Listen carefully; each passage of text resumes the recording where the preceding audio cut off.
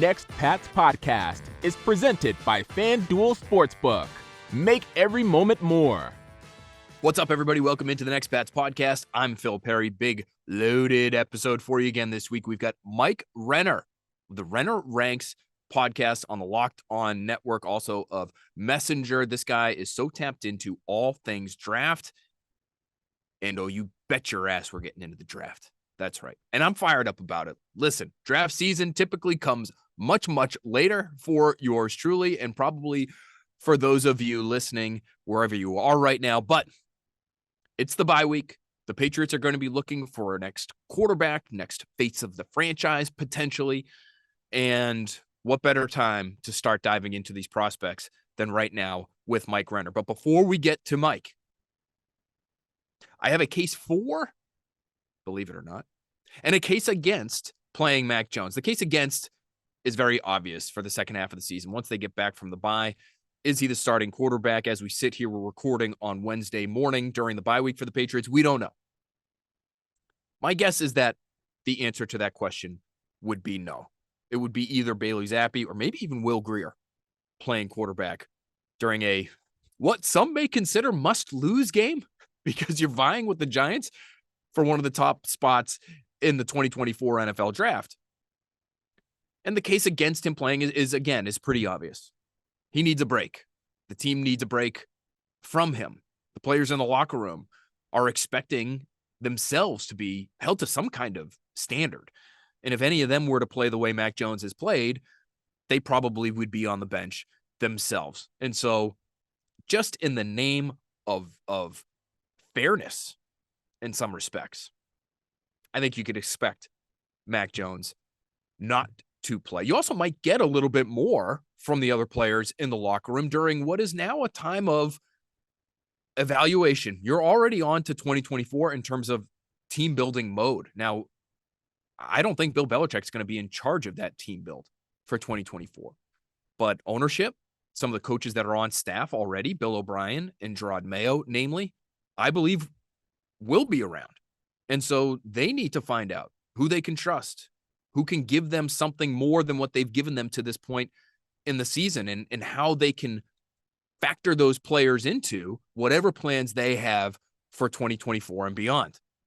Play the kids, Marte Mapu, Kayshon Boutte, Pop Douglas, give him more targets, give him more responsibility, see how he can handle those things. And then you have a better idea of what you're going to be getting from them next season, and you can build your team with that information. You might get more from some of these guys just by making a change for change's sake at the quarterback position. Now, quickly, the reason for playing Mac Jones would be because he is still an asset, because it wasn't all that long ago that he was an alternate in the Pro Bowl, and he was the starting quarterback for a team that won 10 games. And he typically made the right decisions. And generally speaking, he was an accurate quarterback who didn't harm his team's chances of winning. You look around the league right now, there are teams that would be dying for that kind of quote-unquote game manager, middle of the road, starting NFL quarterback right now. And if you could somehow, during the second half of this season, up his value from a trade standpoint for the offseason, that, of course, to me would be almost a best case scenario, because in all likelihood, you know what you have in Bailey Zappi. You know he's not your starter of the future. You released him before the season because you thought so highly of him. You know he's not going to be anybody else's starter for the future, and you know you're not getting anything in a trade for Bailey Zappi at this point in time, in all likelihood. The same, I think, could be true for Will Grier, although I would argue for playing Will Grier moving forward again, because you're on a fact-finding mission for the last half of this season. See what you have. You probably have an idea of what you have in Will Grier. There was a reason he was available to you earlier this season on a practice squad. But if he can give you anything, maybe he factors into your plans a quarterback as a number 2 or a number 3 for next season and beyond. But again, the argument for playing Mac Jones moving forward is that he can somehow figure it out, although it looks like the percentage chances of that happening, just given where he's at in terms of his confidence level, are not high, in my opinion. But maybe he does, and maybe he shows enough that there's a team out there that would say, here's a slap whatever number you want on there. And I'm sure there are people listening to this right now that would say, hey, we would take a 7th We would take a conditional 7th for Mac Jones. Please take him off our hands. Again, that's where you're at now. If he can somehow cobble some sort of competent performance together over the last few weeks of the season, there might be more out there for him based on his rookie season and based on somebody somewhere saying, we would like that guy to be our backup and maybe even compete for our starting job. Our situation is better than the one they had there in New England. We have better weapons. We have a better line. It'll go better here for Mac Jones than it did in New England. Maybe you could get something for him. So that's the argument to play him. Would I do it? I would lean towards no. And I think it's because if you gave him some truth serum right now, even he might suggest he could use a break. But there is an argument to playing him, and it's about the future. And it's not even necessarily about his future here. It's about maximizing an asset. All right, I mentioned Pop Douglas a little bit earlier. Maybe give him a little bit more. I like this idea of playing the kids, maybe outside of Jake Andrews at center in place of David Andrews. But, Sidy Sow needs to continue to start at right guard, which I believe he will. Kayshon Boutte needs to continue to play at receiver. Pop Douglas, give him more, put more on his plate. Marte Mapu, there's no reason for, in my opinion, Jalen Mills to be on the field anymore. And you saw him on the field early in that game, late, in my opinion, to the one touchdown that the Colts scored out there in Germany and sort of, two-hand touching Jonathan Taylor at the goal line. I just don't understand the benefit at this point to play a player like that over a third-round rookie who, even if he hasn't earned it yet, and that's what Bill Belichick said earlier this week, he'll play the players that deserve to play. In my opinion, the organization and ownership deserves to see what they have in these people, these young players in particular, so that if it's someone who's already in the Patriots front office, who's running that thing next year, or it's someone else coming from the outside, at least they have as much information at their disposal to make a competent decision on these types of players and what their roles should be for the future. Specifically when it comes to Pop Douglas, I know he's playing a lot already, but he's already your most dynamic guy. Let's see him develop the mental side of the game. We know he's quick. We know he's fast. We know he has good hands. I think the one area where he could use some development is understanding what's the coverage and then how do I react based off of that coverage. There have been a couple different instances where maybe he should have sat down in an opening in a zone, and instead he continues running his route into a defender, and that forces Mac Jones to hesitate or creates a contested throw sort of situation. Give him as many of those situations as possible so that he can learn on the fly. And if you can leap that hurdle during 2023 so you don't have to in 2024, that's a great thing. Let's see a little bit more Haas Z juke, right? With Pop Douglas at the Z, off the line of scrimmage as the motion man. We've seen him in that role a bunch this year. Well, Haas hitches outside, seams in the middle is a Bill O'Brien favorite, and then that juke play, which is basically a return route in the middle of the field that can be adjusted based off of the leverage of the defender that's matching Pop Douglas man-to-man or whoever's in that role. And if it's zone, there's a specific spot in the middle of the field where Pop Douglas is supposed to sit down, but it's a nice spread formation. It's an empty out of shotgun type of look, and it gives him all sorts of room underneath to work and to use that quickness to his advantage, to the team's advantage, right? You have those seams down the middle of the field. You have the hitches on the outside. There are a lot of spots there where he's working one-on-one against a defender who probably can't cover him one-on-one, especially when we're talking about the kind of space we're talking about. So run more of that.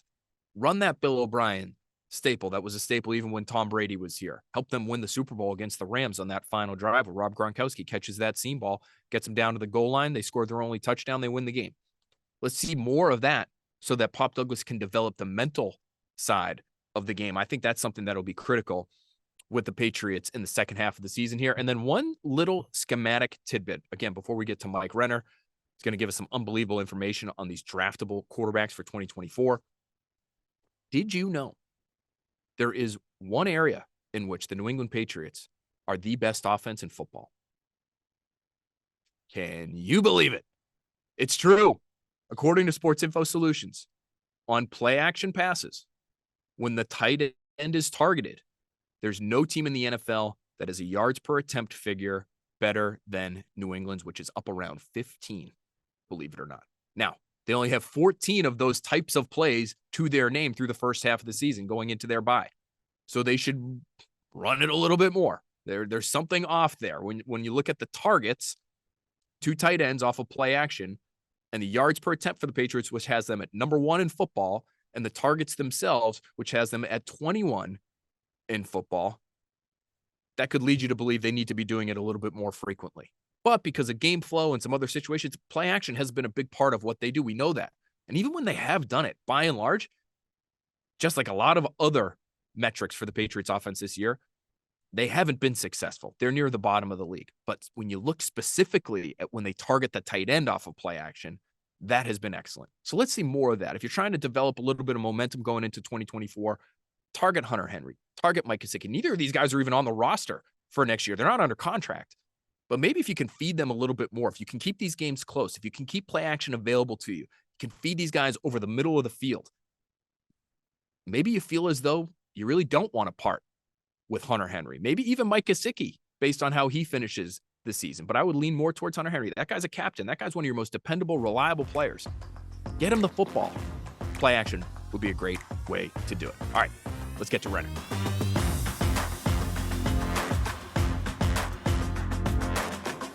There's our guy, Mike Renner, NFL draft analyst for The Messenger, host of the Renner Ranks podcast on the Locked On Network. Mike, thanks so much for being with us on Next Pats, buddy. For sure, Phil. Happy to do it, man. All right. So, even from watching from afar, the Patriots aren't a good football team, Mike, which means we are in the middle of NFL draft season, which, like, for somebody like me, Christmas come early. I am that guy who has the Christmas tree up before Thanksgiving. But we need to find out as much as we can, as quickly as we can, about the best quarterbacks in this year's class, because it looks like they're essentially locked into a top 5 pick. They might even be a top 2 or 3 pick in 2024. And so I know you have ranked the draft eligible quarterbacks already. It was a little while ago. Maybe those rankings have changed. But I want you to hit the people, hit our listeners, hit some of these Patriots fans that are tuned in here with who you think is the best of the best at the quarterback position in this year's draft class. Who's your number 1 guy right now? I have North Carolina's Drake Maye as the number 1 quarterback in this draft class. But I'm also the opinion of pick number 1 and pick number 2 are lottery tickets in this class. Him, Drake Maye, and Caleb Williams from USC are elite, top end, Joe Burrow-esque, Trevor Lawrence-esque, like guys that if they missed in the NFL, it would be wildly surprising with how good their tape is at the collegiate level. So I have Maye ahead of Williams because of his probably translatability, how comfortable I feel with him projecting to the next level. You see so many throws on tape over the middle of the football field, layering the football, beating zone coverage in that area, has the arm talent, has the mobility, pretty much ticks every single box you could want at the quarterback position. And so I have him, but Caleb Williams at number 2 is no slouch himself. Like, he may be one of the most physically gifted quarterbacks of all time and what he can do from a running perspective, arm talent perspective. It's just in that USC offense, how he plays the game, you have some questions about how he may translate some of those things he does at USC to the NFL. So is that the biggest differentiator for you, is Caleb Williams? It's a little tougher to envision him having success right away at the NFL level just because of the style that he plays with? Or is there something about Maye that is just so good that it sort of vaults him ahead of Williams, who I think a lot of people, Mike, have as the number 1 guy and really have since before the season even started? Yeah, for me, Caleb Williams, he honestly plays a lot in the Oklahoma offense, kind of the way Jalen Hurts did coming out. And now I think he's more gifted than Hurts. And you saw Hurts have kind of a rocky transition early on in his career with Philly. Like, it wasn't until year 3 that people really said, realized, Jalen Hurts is actually a guy. But obviously he's got a stronger arm than Jalen Hurts. I think he's more athletic than Jalen Hurts. And so, like, it's kind of Jalen Hurts plus than a guy like Caleb Williams. But you just might see it a little bit more difficult. Whereas Maye, you've seen him behind a bad offensive line. You've seen him have to come from behind and lead 4th quarter drives and do it consistently there on tape at UNC. And you just see, like, the creativity and the playmaking ability that it kind of takes to be a franchise quarterback. So you just feel safer with Drake Maye, or at least I do. Maybe not other people, but that's my opinion. How athletic is Maye? Is he the kind of guy that you could tap into his athleticism as part of your run game at the next level? Or is he more of the scramble when he needs to, scramble to throw, scramble to run if he needs to kind of athlete? Is he more, Justin Herbert than to pick a name you just mentioned, Jalen Hurts, who obviously is just a massive part of what they do in the run game for Philly. Well, I think like from a running perspective, he reminds me of like when he wants to run of like a Josh Allen. Now, Josh Allen's a lot bigger, and I think he has a power element that you won't be able to tap into with May. Like, I don't think he's going to like lower his shoulder in short yardage situations by any means. But I think there's that aspect to his game where, hey, if you rush inside as a defensive end and leave that outside open, that could be 20, 30 yards. It's a guy who can really make you pay for not respecting his rushing ability now. But again, it's not going to be a guy that, I'm probably running quarterback power with too often. And then with Williams, is there a jumpiness to his style of play that you don't love? I know his size is, I assume his size is going to factor into how people pick between whether they like May or Williams better as the best quarterback in the draft. Cause I believe he's checking in right around 6'1". And so maybe there's some concerns there. How does he hold up at the next level? But is there something to he's trying to do a little bit too much. I remember Patrick Mahomes and how people viewed Patrick Mahomes coming out of Texas Tech back in the day. It was like just a little chaotic. Does Williams bring that to the table to a degree that makes you say, ooh, that's a little worrisome? It does worry me how many, singles he passes up looking for doubles, triples, home runs. It is kind of how I see it when he plays the game of football. It's like there's places that he could go to quickly, easily pick up first downs, but he's always kind of searching for that next big play. And that's fine in college football. It's fine in the USC offense for sure. But I think you've seen when he's gone against defenses that aren't giving him those big plays, that are really collapsing the pocket when the offensive line isn't playing great, whether it was Notre Dame game, whether it's the Utah game this year. I think that's what worries me, is that you can get away with that when the athletes can't track you down in space, but it's not something that can be the first option for, Mahomes, we're even seeing it with him this year when he gets really in a funk where he really is relying on that. And obviously it's because his receiving core, but it just isn't going to be what the consistency you bring to the table when you play within structure from the pocket. So I think he can. I just think it's going to be a little bit of a transition for him once he does stylistically, once he gets to the NFL. This is the last thing I'll ask you about these two guys specifically, when you're just sort of comparing and contrasting, Mike, because for somebody who has evaluated so many players, right, as you have, how do you view the situations? And I want to ask you, I guess, who's had the worst situation this year between these two? Because I look at Caleb Williams and I just assume he's got more offensive talent around him, but the defense there, very high profile in terms of how badly it has sucked. And so he's been in some shootouts. He's had to score a lot of points. Whereas, again, Drake Maye probably doesn't have nearly the high-end athletes that Williams does in his offensive huddle, but he's also probably on a regular basis not going against competition that is quite as good, although I may have that off. So who do you think has had the worst situation, and does that maybe help them as teams are going through their evaluations of these guys? I think the receiving cores for both this year have kind of been a wash. Like I wouldn't go heads or tails either way. I do think May has traditionally played, or even just this year, last year, his offensive line's been worse. He's had to deal with worse pass protection. It's, a lot of the games where we're talking about Caleb Williams really lighting it up, like he's not even getting touched. And that's why I bring up the games like Utah and Notre Dame, where it's like when you finally started to see the offensive line be an issue, could he overcome that? Sometimes he did, sometimes he didn't. Whereas with May, offensive line's kind of consistently been an issue. There's been a lot of games where he's had to deal with it and still overcome it. So I think you feel better about the guy, who's played behind the bad offensive line already, who's kind of had to deal, because that's just even like an average offensive line in college football is not as bad as some of the offensive lines you're going to have to deal with in the NFL, right? Like it does not get as bad as it does when you get to the next level. There's no one in college really that is under that much pressure that you can be at in the NFL when you have a bad offensive line. So I think that's why I lean towards May just a little bit, but like both guys are just so ridiculously talented that this class is, you want one of those top two picks. It's a lottery pick. Well, that's music to Patriots fans' ears, because whoever steps in and plays quarterback for the Patriots next year, they're in all likelihood not going to have a great offensive line. I mean, when they've been healthy and all playing together this year, it hasn't been horrible. It's just happened on so few occasions this year that it's been bad really all year.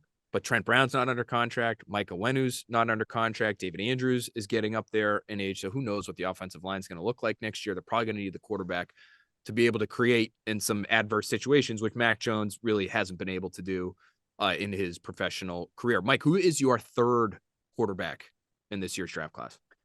This is where it gets interesting because I think the top two I feel really good about, but there's a ton of talent after the top two, but it's just not guys I'd go to bat for as like top 10 picks. There's so many guys that I would love to have in say like the second round, like 6 or 7 guys I think that are legitimately could be second rounders, but can you talk yourself into them being first rounders? So my number 3 is Michael Penix Jr. from Washington. I think he's got a really good arm. Now you watch him on tape, he's left-handed. He has one of the funkier throwing motions you'll ever see out of Washington. But whether it's been the last 2 years at Washington or his career at Indiana, where he was, off injured, but dealing with not a lot of talent around him, all he's done is elevate. All he's done is elevate his game every single time. And what I love about him that, you can't say about, we kind of just were lamenting with Caleb Williams, is that he just doesn't take sacks. He does not take negative plays. He actually has fewer sacks his entire career than Caleb Williams does this year alone.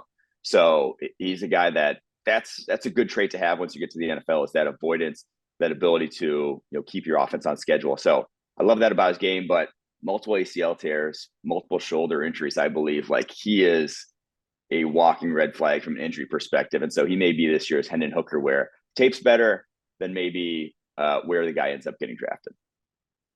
Yeah, the injury part of it is so interesting because, for still a relatively young human being to have the serious injuries that he's had. I mean, are you worried about, the guy getting arthritic by the time he gets to the end of his rookie contract? Like, I don't know. Like that would be really interesting to see and hear how teams would evaluate. I do wonder though, medical standpoint, how many guys at the quarterback position have had their careers like torched by injuries, right? Like at other positions, sure, but I think quarterbacks especially in a guy like Michael Penix, who he's athletic, but I don't think he doesn't win with his athleticism. That's not why he's good at quarterback, unless it's really like a throwing shoulder injury.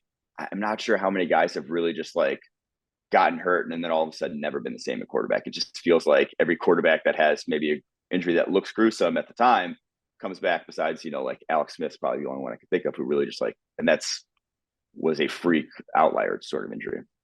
You mentioned, when you compared Drake Maye to names we might know a little bit better in terms of his athleticism, you mentioned Josh Allen as a scrambler, and he's obviously different, but just in terms of when he might want to scramble. What's Penix like? I mean, how athletic is he? Is he athletic enough? For us here in New England, Mike, after having watched Mac Jones, it's just become so clear. I think before he was drafted, we were wondering, is the pocket passer dead? Like, is it okay to just have a guy who just lives in the pocket and wins from the pocket? And I don't think it's necessarily dead. I don't think it's necessarily a dinosaur, because we're watching Jared Goff put together a pretty good year in Detroit, really last 2 years.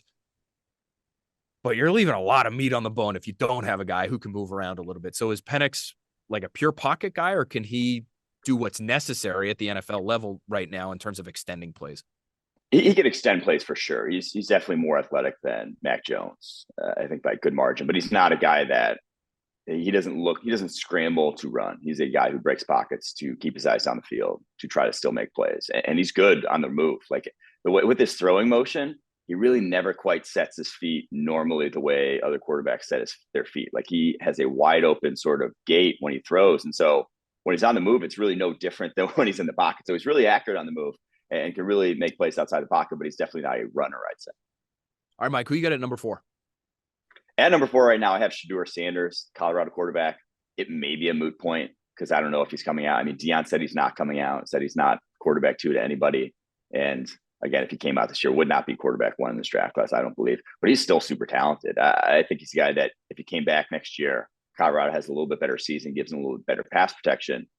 He could work his way to the number 1 overall pick. And he's very fundamentally sound. Like the guy works extremely well from the pocket, but then also can create plays outside the pocket at a really, really high level. So very impressed with what he's done so far this season. He's handling a ton of volume there in the Colorado offense too. He's not like, other guys in this quarterback class, like a JJ McCarthy from Michigan, who had 7 dropbacks this past week. He can't win games like that. If Colorado wins games, it's like solely because of him on the offense side of the ball. Yeah, it'd be really interesting to see if he does come out, because it feels like, and you would know better than me, but it feels like this class is heavy enough with quarterbacks, especially at the very top, that if you've got time, if you've got eligibility left, why not come back and try to be the number one overall guy next year? Yeah, I mean, for pretty much anyone in this class who doesn't have to, because Penix is going to have to, he's out of eligibility. Bo Nix from Oregon is going to have to, he's out of eligibility. But after that, like, you may be literally leaving money on the table trying to come out this year because of how many good quarterbacks there are, and the fact that NIL, you could probably come back and get $1 million, maybe more. Shador's case, definitely more in that regard. And then the difference between pick 20 and a top 10 pick in the NFL over the course of your rookie contract, something like $10-15 million. So I do think there's going to be a little, for the first time maybe ever, financial decisions where guys are saying, I can make more money in college and also be part of probably a lesser quarterback class next year. All right, so maybe he goes back to school. So let's just put the odds at a Dion as Patriots head coach and Shador as Patriots starting quarterback in 2024 at like less than 1%. Is that fair? That is very Okay. fair. I mean, less than 1% is accurate. I'd even go like, if we're going over under, it's even less than 1%. It's like a 0.1% here. All right. So if you were hoping that was going to happen out there, sorry, Mike Renner says no shot. So if he declares, okay, he's number 4, and we have Drake Maye, Caleb Williams, Michael Penix, Shador Sanders, who's your 5th? I right now have Bo Nix, the Oregon quarterback, as my 5th quarterback, but it's really tight around this area. I've really liked what I've seen from Jaden Daniels, the LSU quarterback this year. I think JJ McCarthy, the Michigan quarterback, is maybe like the 3rd most talented quarterback in this class, but we just like have no clue what he is really, because, is he getting the plays from the opposing defenses? Is he having to like pass as much as some of these other guys? What is he going to do when he has to drop back 50 times a game? We really have no clue with him at this point. So hopefully we find that out in the coming weeks with the Ohio State game, maybe the playoff for them. But there's a lot of talent. It's just I'm not necessarily sure what to do with it. But I go with Bo Nix because of the year-on-year improvement we've seen from Nix. Think about the guy that we saw at Auburn. He was like a gunslinger, super inconsistent, and now he's grown into almost like a Alex Smith with a better arm and like a little bit more mobility. Like he's almost like completely changed his game, flipped the script on who he is, and that's like a good thing when projecting the next level. Is the guy's shown he can grow. And almost like the only thing we need from him is like a little more downfield passing. We need like a little more plays, from the pocket under pressure behind like a very good offensive line there in Oregon that we just haven't seen from him. But I think his accuracy is well improved, and he's super toolsy, man. I mean, the guy can get out and run, get like an 80-yard run at some point last year. He has an arm to push it, 60 plus yards down the football field. It really has the kind of talent to be a first rounder. So he's kind of a wild card in that. It's just, where can he keep improving to? Because at this point, 5 years of starting in college football, we've seen every single year him get better. It's really interesting that I guess development that he's shown, maybe not in the way that would be viewed as sort of the traditional way you would develop. Like you would think the more time you spend in college, okay, now you're getting more big plays, you're taking more risks, you're able to do things that are maybe a little bit more exciting and not go the other way. But I'll ask you, Mike, I mean, would you rather have sort of the wild horse who needs to be tamed as a pro, like Mahomes, maybe, I think is a good example. Let's just throw the 2 greatest quarterbacks of all time into this discussion. The other end of that spectrum is Tom Brady, who came in, was the ultimate game manager, right? And then as time wore on and years in the system and a lot of winning, but more and more was put on his plate. Which quarterback would you rather have, especially in the first round when you're looking for somebody to really kind of carry your offense? I think if I were choosing between the two, I'd choose the wild horse trying to tame it, but either way, like you're looking for a guy who's driven to improve, right? You're looking for more personality traits and more, between the ear stuff that you're seeing, work ethic, those sort of things, because on either side of the spectrum, if you want it bad enough, you can get it, like you can improve in those aspects. And that's why I mentioned Nick's is like year on year, every single year seems to get better. That's, he can add that things to his game then, if that's the case. But I do think that in the NFL, especially, it just, you play tighter. Like it's easier to play tighter once pressure starts to get on you more. And so when you have a guy who's, that gunslinger mentality, the guy who's willing to throw it down the football field, willing to like take chances with the ball. Usually they do more of that in college than they do once they get to the NFL. Pretty much by and large, everyone does that. And where the guy who plays tight and is always looking for the check down, well, you're going to get even tighter once you get to the league and you're under more pressure.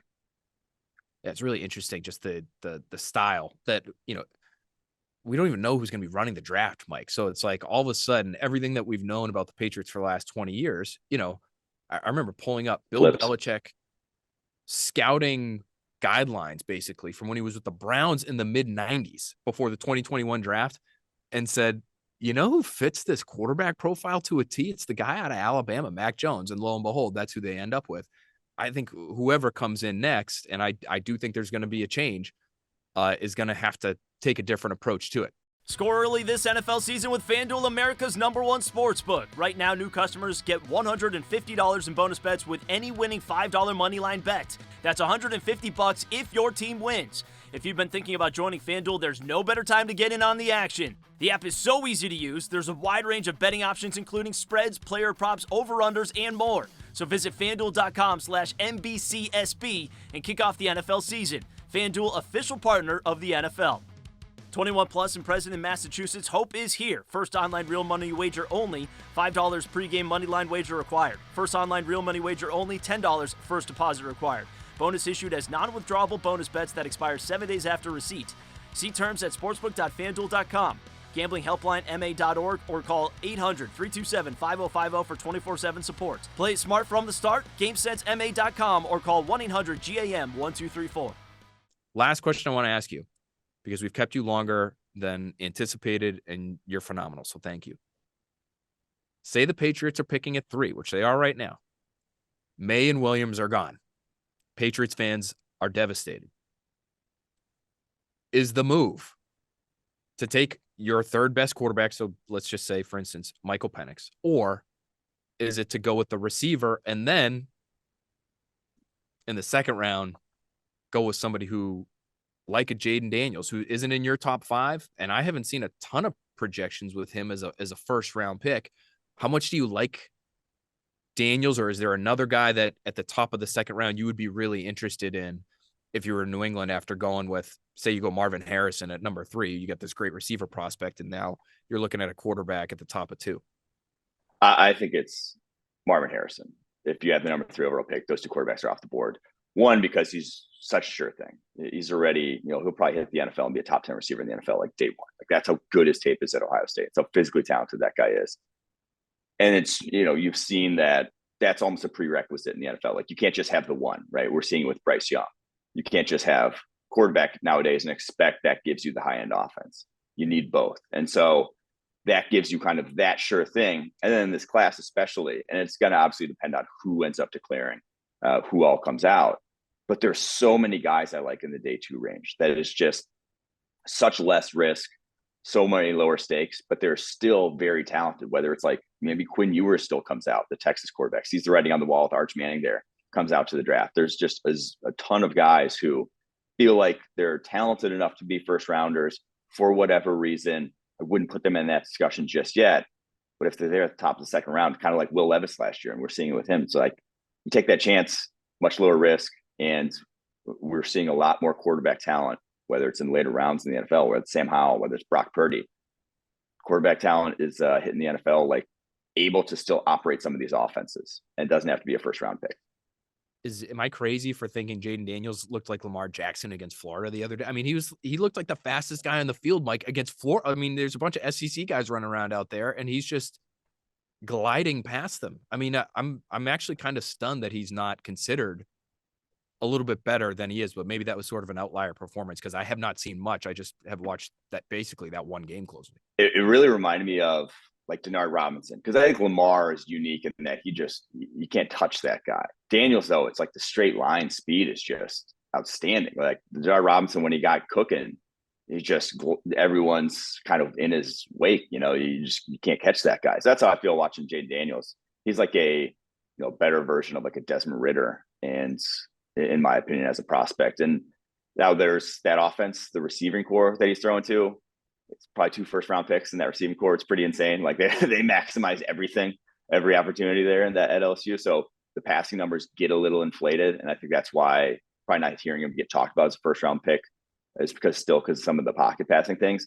But as a pure talent and the fact that you're seeing him improve the way he has, yeah, I think he's going to be a top 50 pick. I can't tell you exactly where at this point, but I would feel pretty confident saying that right now. Mike Renner, check out his stuff at The Messenger. Listen to Renner Ranks on the Locked On Network. This has been great, bud. Thanks for teaching us about some of these quarterbacks. For sure, Bill. Phil, anytime, man. Awesome stuff there from Mike. Really appreciate him spending as much time with us as he did, and great just to get an initial scouting report of sorts on the best of the best at the most important position in the sport. These are the names we're going to be talking about for the next 6 months. So buckle in. Our opinions are going to vary. I'm sure they're going to swing wildly at certain points in time over the course of the rest of this winter and into next spring. But just listening to him there, I'll just give you an initial take based off of his assessment of some of these guys. And when I hear things about Caleb Williams in terms of his style of play and how it's a little reminiscent of Jalen Hurts, and especially understanding just because the Patriots played Jalen Hurts this year, and I know the Patriots felt as though they had a pretty good plan for Jalen Hurts defensively, and it bore out in that they were able to hold the Eagles into the teens in the season opener at Gillette. Now, maybe they would view Caleb Williams, because he is, in my opinion, as just a vastly more talented version of Jalen Hurts, and they would be thinking about all the different things you can do with that player and how he would be Jalen Hurts plus. There would certainly be merit in taking him. And I'm almost speaking as though you would have the choice between Williams and Maye. They may not be able to take either of these guys based on their draft position. But just listening to Mike, hearing about Drake Maye, who's at 6'4", he's bigger than Caleb Williams, 6'1". So that stature, that, maybe the durability questions that might be there with Williams aren't there in the same way with Maye. That he still has the athleticism to scramble and hurt you with his legs. That he has the ability to deal with pressure because he's used to it. And not only deal with actual quarterback in the pocket pressure, but deal with human being, leader of a football team kind of pressure, because he is the guy and there's not that much else around him, and he's been put in some really adverse situations. Not that Williams hasn't, but I think it's just a little bit different when you're in the situation that Maye is in terms of the talent that he has around him. I think that would be attractive to the Patriots. Obviously, the interviews are going to matter so much, and the intel that they get on all of these quarterbacks from people who are on the ground with these guys day in, day out, coaches, fellow players, equipment staff, cafeteria workers. I mean, you'd be stunned at just how much effort goes into trying to figure out who these guys are as people. And again, I think that's a relevant conversation based on the experience they just went through with Mac Jones. And it's not that Mac Jones is not resilient. In my opinion, he was very resilient through the first half of his second season, understanding that he was not in a good situation in terms of the coaching, probably understanding that he was not in a great situation in terms of the weapons around him relative to the rest of the league, and stiff upper lipping it. And then we saw the meltdowns on the field late in the season, and those tapered off as he was, I think, spoken to by people that he respects in the locker room. I know he was, as a matter of fact, and I think that's part of the reason why you didn't see it towards the season's end. I think it's probably why you didn't see it much, if at all, unless it was directed at other players this year in year 3. So I think he's resilient. I think he's tough. Is he the kind of leader that the Patriots are looking for based on some of this stuff, how he's reacted when it has gotten as bad as it's gotten here? I think that's a factor too. And that's, not my opinion. That's people in the building to whom it matters most, right? We could sit here and look at it and say, well, looks like a pretty good leader to me based on what he's saying in his press conferences, and how he's not overtly, killing his teammates, killing his coaches when given the opportunity, even if there are people out there who might think that that is a reasonable way to react to the situations that he's been in. But if the team doesn't think your leadership is on the level where they would like it to be, especially at that position, where you're almost a captain by default and you have to lead by example. You have to be able to rally the troops. You have to be able to make people feel confidently in how you're going to perform. And that will have a trickle-down effect on them. Was that there for Mac Jones? I can tell you there are people in the building who don't think it was. Not to the degree where they wanted. And so that's something that whoever comes next at that position is going to need to have. And how do you figure it out? I think it's really hard, if not impossible, at times. Because these players are young. They've only been through so much. They can only deal with the situations that they've been presented over time.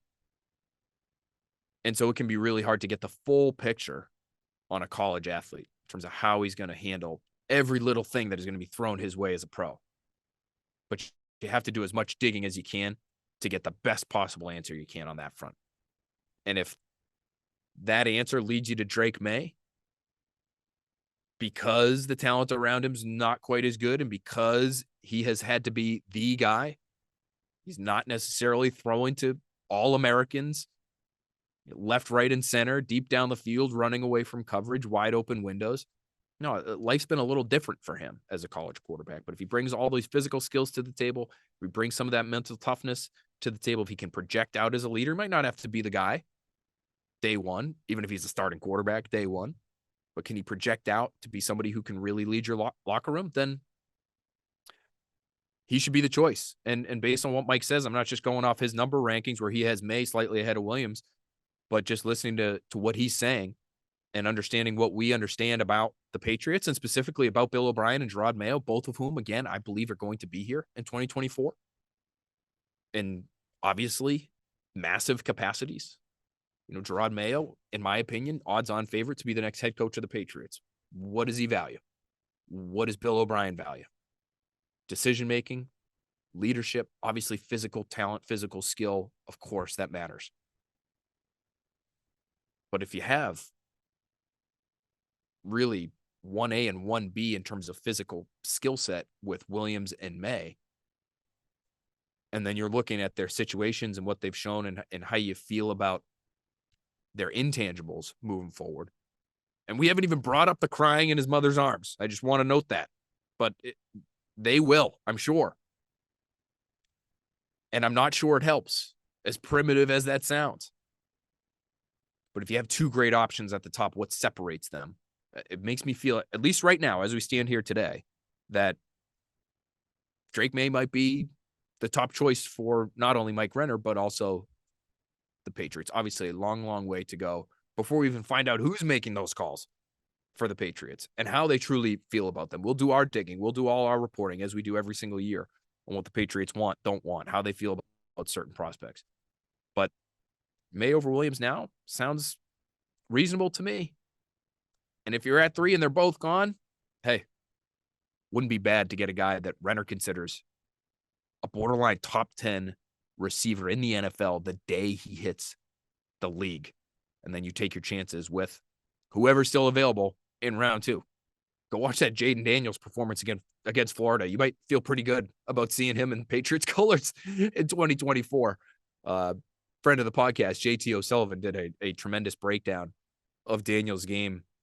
It was at LSU against the Gators, and my goodness, it was a special performance with his legs, with his arm, accurate throws deep down the field, getting through full field progressions, hitting his check down for some big plays as well, which isn't necessarily going to happen in the league, but it just shows you that he is polished. He spent a lot of time in college, first at Arizona State, now at LSU. He's not necessarily looking to break the pocket and use what looks like world-class speed at the quarterback position all the time. He doesn't have to do that. You'll see him stand in against Florida, take a hit to get a throw off. In that one performance, he looked like he was capable of doing just about everything you want a guy to do at the NFL level. It's just a question of consistency. You saw him miss some throws. You saw him make some weird decisions in that Florida game as well. As great as he was, you could see why he might not be a first-round lock just yet in the eyes of the NFL draft analysts, etc. Okay, that's it for this edition of the Next Pats podcast. Thanks so much for tuning in, guys. We're going to have a lot of draft content coming up. It's that time of the year. It's the bye week especially, so we wanted to make sure we hammered it this week. But given the changes we think are coming, we're going to be talking a lot about the prospects in this year's draft. We're going to be talking a lot about how the Patriots themselves, organizationally, from the ownership level, how they want to handle this draft moving forward. Do you just use the guys that are in-house, even if you're moving on from Bill Belichick, and let them handle the draft and then move on after that?